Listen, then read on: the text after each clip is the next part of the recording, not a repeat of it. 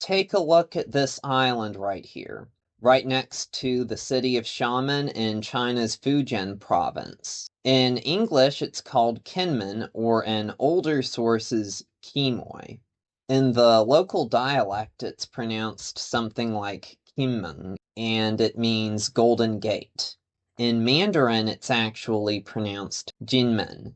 On Kinmen Island, there is an airport that is used exclusively for domestic flights. So you'd expect that the destinations it offers are places like Beijing, Shanghai, Guangzhou, or maybe some closer cities like Fuzhou. But no, it only offers flights to cities in Taiwan. Why is that? Well, if you were looking closely enough at this picture, you might have already deduced the answer.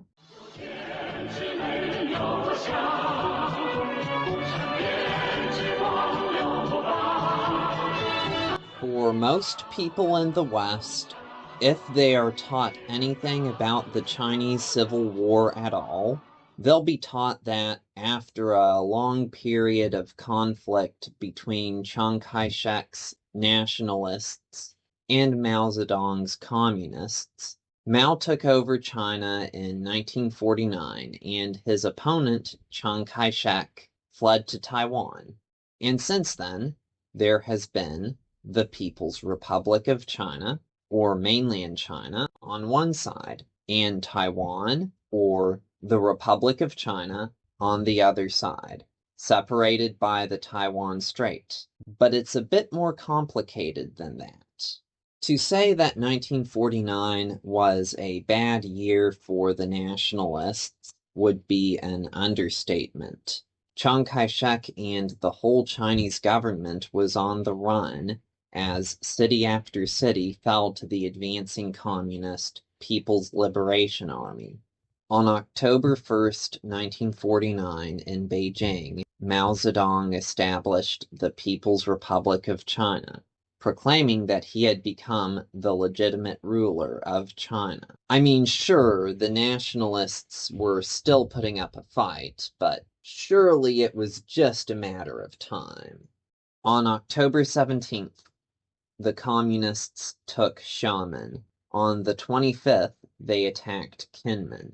But a combination of bad weather, poor planning, the communists underestimating their opponents, and even a ship that was smuggling peanut oil joining the fight, caused the invasion to fail. This was a victory for the nationalists, and they really needed any victory they could get in 1949. And since then, the Republic of China has controlled Kinmen along with Taiwan. Kinmen can refer to either the island of Kinmen or Kinmen County, which includes some more islands. About 115,000 people live on the main island, Kinmen. About 12,000 live in Liaoyu, or Little Kinmen, which is connected by bridge. Then there are a few hundred people who live in the Wuchou Islands, which are part of Kinmen County, but they are not close to Kinmen, and I've never been there, so we're not going to talk much about them in this video. The other islands are uninhabited. Kinmen has an interesting past and present. It's most famous for being a battlefield between the communists and nationalists, and that's what the majority of the tourism is based on. But there's more to it than that. So what's in Kinmen? What can you see there? And what are the people there like? Chinese settlement of Kinmen goes back to at least the Jin dynasty in the 4th century AD, when it was called Wuzhou, and it has been called Kinmen since the Tang dynasty in the 8th century. The Ming dynasty, founded in the 14th century, fortified Kinmen to protect the surrounding regions from pirates. In 1633, towards the end of the Ming dynasty, the Ming Navy defeated a fleet of Chinese pirates working with the Dutch. In 1644, the Ming dynasty fell and was replaced by the Qing dynasty. But southern China, which included Kinmen, continued to resist the new dynasty. In 1661, an anti-Qing general used Kinmen as a base to invade Taiwan. His name was Koxinga. He's one of the most important people in Taiwanese history, but his story is for another day. The Ming remnants were eventually destroyed, and Kinmen became part of the Qing dynasty. Two of Kinmen's famous landmarks are from this era. The first is this tower, and the second is the old Kinmen military headquarters of the Qing dynasty. In the military headquarters, you can find a variety of wax figures and historical clothes. You can see some old weapons.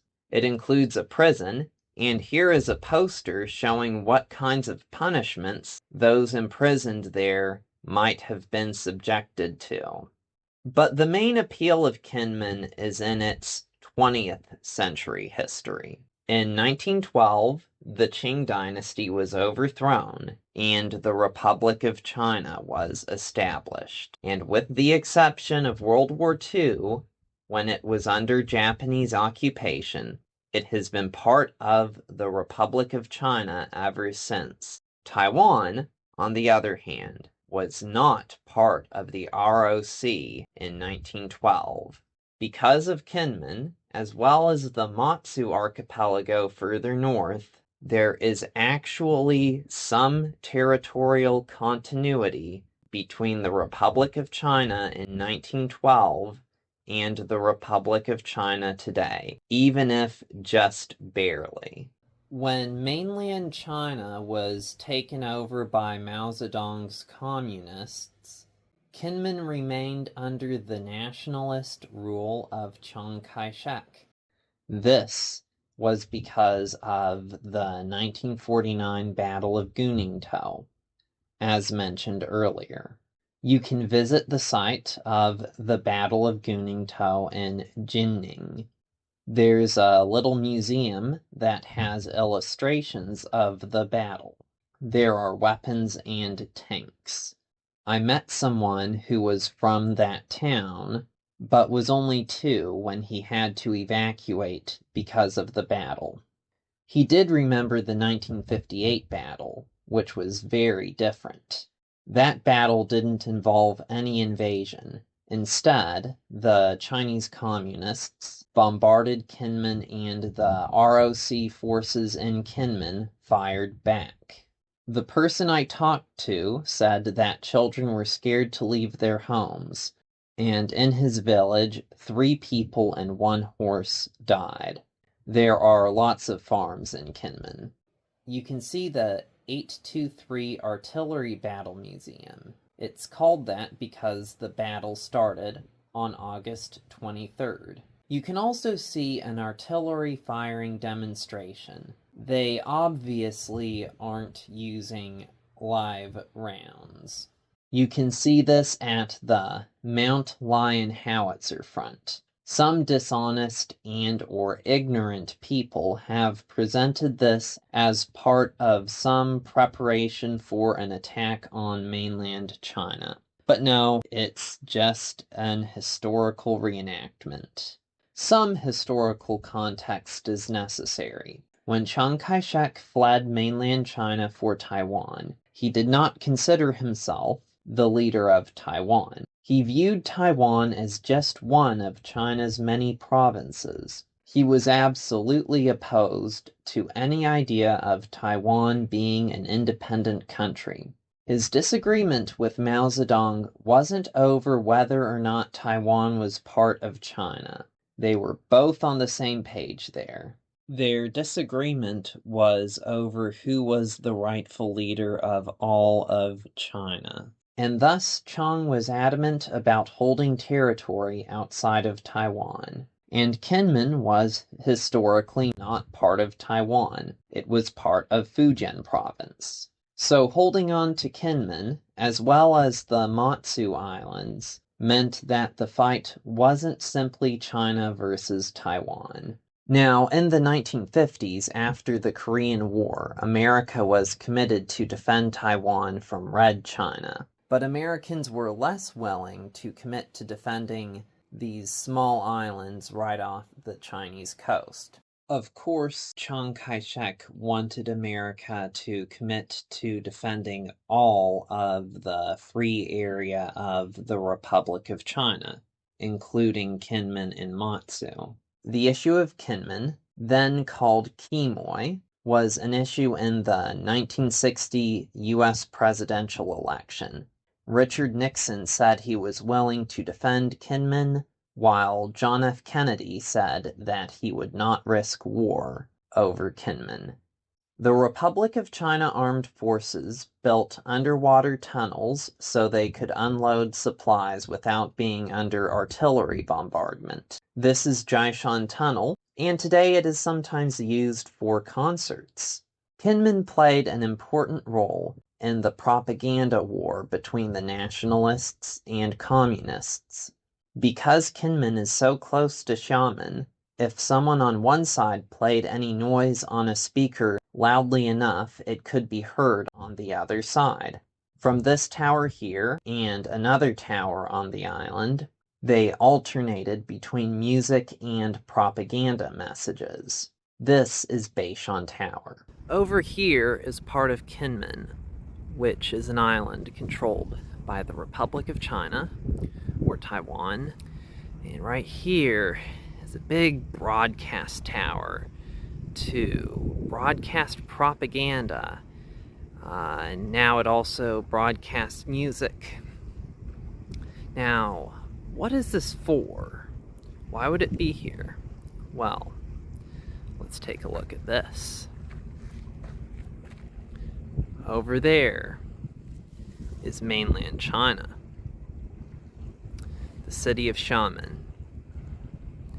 Now I want you to think of something for a minute. I want you to think if you were a nationalist soldier and you had fought in China during the Civil War, maybe even during World War II as well, and you're here in Kinmen now, and every day this is your view. You see your home and you don't know if you'll ever be back. Just something to think about. Today, at certain intervals, the tower will play the song Tian Mi Mi by Taiwanese singer Teresa Tung. After the song, it plays a message from the singer encouraging Chinese PLA soldiers to defect. And it worked. At least one person defected and requested to meet with Teresa Tung. The loud propaganda broadcasts ended in 1992, so the volume is at a reasonable level today. Since the two sides are so close, people could swim to the other side. Defections happened both ways. Basketballs were banned in Kinmen because people could use basketballs as flotation devices. Back then, if a mainland Chinese person swam to Kinmen and survived, they would be hailed as anti-communist heroes. Today, if you try that, you might get deported. Now let's talk about some of the other islands. There's Liaoyu Island, aka Little Kinmen. Over there you can visit the Landmine Museum. There used to be a lot of landmines in Kinmen. These beaches were not for recreation. They needed to be defended against a communist invasion. With Kinmen becoming a tourist destination, a demining operation began in 2006. In total, the military's special demining teams removed more than 95,000 landmines from Kinmen and other nearby islands. In 2014, the government declared the demining operation a success, though 2 landmines have been found and safely disposed of since then. There's also a place you can go to on Liaoyu where you can dress up as a soldier and play a game where you fight against an invasion by shooting at a screen. There's one other nearby island worth noting, an uninhabited island called Dadon. On this island, there is a big sign that says Sanminjui Tongyi Zhongguo, or the three principles of the people unite China. The three principles of the people are nationalism, livelihood, and democracy, the founding ideology of the Republic of China. This sign is facing towards Xiamen. The people who made this sign believed in the future unification of Taiwan with mainland China, but just without any communists. It is not easy for a foreign tourist to get onto this island, though maybe that will change in the future. There's more to Kinmen than just war and propaganda. Here's the Kinmen Folk Culture Village, where you can see some houses in the old Fujian style of architecture. You can buy some food, drinks, and souvenirs, and you can also stay in some of the houses. I liked the one I stayed in last year. The flag of Kinmen, as seen here, is meant to evoke this old architectural style. Speaking of food and drink, Kinmen is famous for that too. Their most famous product is Kinmen Kaoliang liquor. You can go to the place where they make it. This is what the typical Kaoliang bottle you can buy all over Taiwan looks like, except a lot smaller, of course. But they had some special bottles in Kinmen. They had commemorative bottles for President Lai Ching-te's victory, and I even saw one for Maing-zhou. Then there's Mao Zedong milk tea. You know how milk tea is super popular in Taiwan? Well, someone decided that they'd mix it with Kaoliang and sell it to tourists. And most of the tourists to Kinmen are from mainland China. So they called it Mao Zedong milk tea. It tastes weird in my opinion. There are also things to eat in Kinmen. The most famous might be their beef jerky from Gaokeng. Here's some Kinmen Gaokeng jerky, and there's even pork. You might not have known about that. There's also Joan Ranch beef jerky in Kinmen. Unlike for Gaokeng, I don't think I've ever seen it for sale outside of Kinmen, but I think it's good. You can also buy some Gong peanut candy. The ultimate Kinmen souvenirs are Maestro Wu's knives. Remember how in the 1950s the communists subjected Kinmen to constant artillery bombardment? Well, Maestro Wu collected the artillery shells and made them into knives, and they're still making them today. There are two things you'll notice in Kinmen. All around Kinmen, you'll see these lion statues called the Wind Lion Gods. Apparently, if you find all 63 statues, you can get a special gift. I didn't find all of them. You'll also notice special-looking phone boxes that have the Chinese characters Jin and Men. But what are the people of Kinmen, the Kinmenese, like? And how do they view themselves in relation to Taiwan and China? I wrote my master's thesis specifically about national identity in Kinmen, but it's complicated. Many of them see themselves as Chinese and Taiwanese, and for most of them, they have an element of both identities. This is in contrast to Taiwan, where Chinese identity has plummeted and there has been a massive rise in Taiwanese-only identity.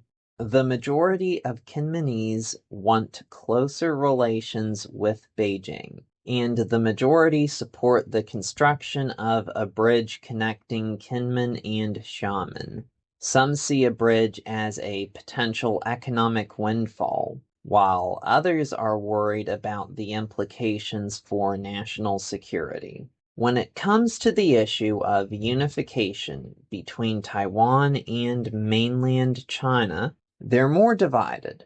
A minority, but a large minority, supports what's called one country, two systems. This is where Taiwan as well as Kinmen would have local autonomy, but their foreign policy would be controlled by Beijing. If you take this group and add it to the people who would be open to some form of unification if the economic or political situation in the Chinese mainland changed, then the majority support unification. Kinmen has played an important role in facilitating communication and trade between the two sides of the Taiwan Strait since 2000, and will likely continue to do so in the future. The people of Kinmen had to sacrifice a lot during the Cold War, even when they weren't getting bombarded. They found themselves isolated. The islands and cities near them were enemy territory. Taiwan was hundreds of kilometers away. Martial law lasted there longer than it lasted in Taiwan. Some Kinmenese feel like the people of Taiwan haven't adequately appreciated their contributions. Anti-communist Chinese General Pei-tsun said in 1993 that without Kinmen, there would be no Taiwan. Pei-tsun was not from Kinmen, but he participated in the 1958 artillery battle, and his opinion is the opinion of many people from Kinmen. One person I interviewed described Kinmen and Matsu as Taiwan's protective shell. While some people in Kinmen want unification with the PRC, others oppose Taiwanese independence for a different reason. Take a look at this map. On paper, these are the provinces of the Republic of China. The Republic of China used to control the majority of this territory, but not all of it. In the territory it still controls, over 99% of the land area and population are part of Taiwan. But as mentioned earlier, the ROC still includes part of another province, Fujian, and Kinmen is part of Fujian. The Taiwan independence movement encompasses a variety of different viewpoints. The more mainstream version is that Taiwan is already independent as the Republic of China. But another version involves changing the country's name and possibly abandoning Kinmen and Matsu. You can see why the latter is especially offensive to Kinmenese. Kinmen is mostly rural. The people of Kinmen are very friendly. Most of them don't speak English. You can still have fun in Kinmen if you can't speak Chinese, but just keep that in mind. People often ask me questions like, "Aren't you afraid China is going to invade?" And I live 200 miles away in Taipei right now. But the people in Kinmen don't seem worried at all. Kinmen used to be a place where soldiers vastly outnumbered civilians. Kinmen and other islands were placed under martial law until 1992, and Taiwanese civilians were restricted from visiting Kinmen. Today, civilians vastly outnumber soldiers. Since the end of martial law, tourism has become a huge part of the economy. Now there is a university as well as a McDonald's. There have been some documentaries made on Kinmen. The best one is called Remember Me in English and Jinmen Liuonian, or Kinmen Souvenirs in Chinese.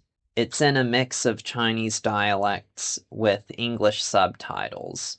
If you are interested in reading my thesis, it's called A Comparison of the National Identity of Kinmenese and Kinmen and Taiwan. I'm sure it will be available on the internet eventually. It's currently available at the library in National Chengchi University. At least one of them. There's several libraries at National Chengchi University. Cold War Island by Michael Sony is the best book about Kinmen written in English. You should visit Kinmen. You can reach Kinmen either by plane or by boat. I've never taken the boat, either from Keelung in Taiwan or from Xiamen, but those are also options. It's a great place to spend a few days in. I hope this video has given you some understanding of this island that I have a special interest in, and I will talk more about Kinmen in the future.